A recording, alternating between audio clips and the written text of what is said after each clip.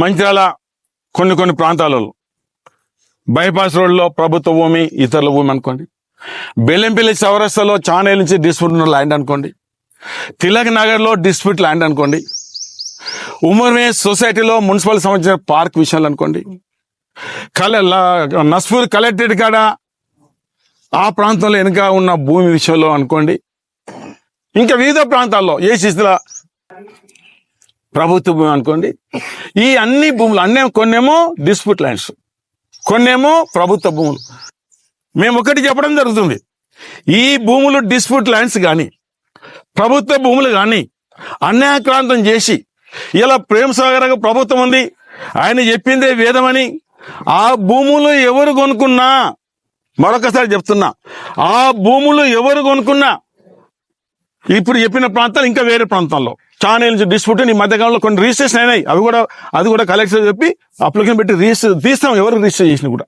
మరి ఇలా ప్రభుత్వం ఉంది, పోలీస్ సహకరిస్తుంది, రెవెన్యూ సహకరించకపోవచ్చు, అవుతుంది. ఎప్పటి వరకు ఉంటుంది ఈ భూములు?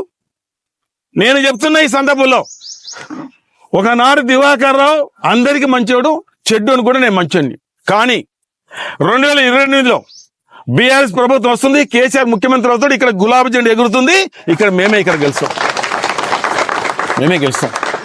ఇలా కట్టిన కట్టడాలు మీరు మోసపోకండి.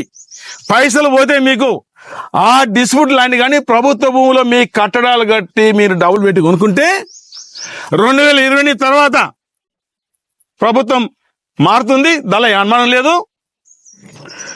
మీరు మోసపోతారు. అప్పుడు మీ మీద దివాకర్ కనకరించడం రాసి పెట్టుకోండి. అంటే కనకరించడంటే నేను వేరే పద్ధతిలో పోను. ప్రభుత్వ పరంగా అయితే ప్రభుత్వానికి అప్పచెప్తాం. ఒకవేళ ప్రైవేట్ వ్యక్తులు డిస్ప్యూట్ ల్యాండ్ ఉంటే నువ్వు బెదిరించి తీసుకుంటే అందులో షెడ్లు వేసినా బంగ్లాలు కట్టినా ఖచ్చితంగా ఆ బంగ్లాలు నేలమట్టం చేసి ప్రభుత్వానికి ఎవరైతే డిస్ప్యూట్లు ఉండి భయానికి నీతోటి ఏదో భయానికి నువ్వు వాళ్ళతో ఆక్రమించుకున్న భూమి తీసుకునే కార్యక్రమం 100% ఉంటుంది. అందుకే నేను ఆ భూములు మీరు కొనొద్దని రిక్వెస్ట్ చేస్తున్నా. మీరు నష్టపోతే నేను బాధపడుతున్నాను. అందుకే మీకు మొదలు చెప్తున్నా, ఆ భూముల్ని ఎవరు మీరు కొన్నా ఆ భూములు మీకు దక్కాయి. ఇది దివాకర్ మాటగా ఇలా డైరీలు రాసి పెట్టుకోండి.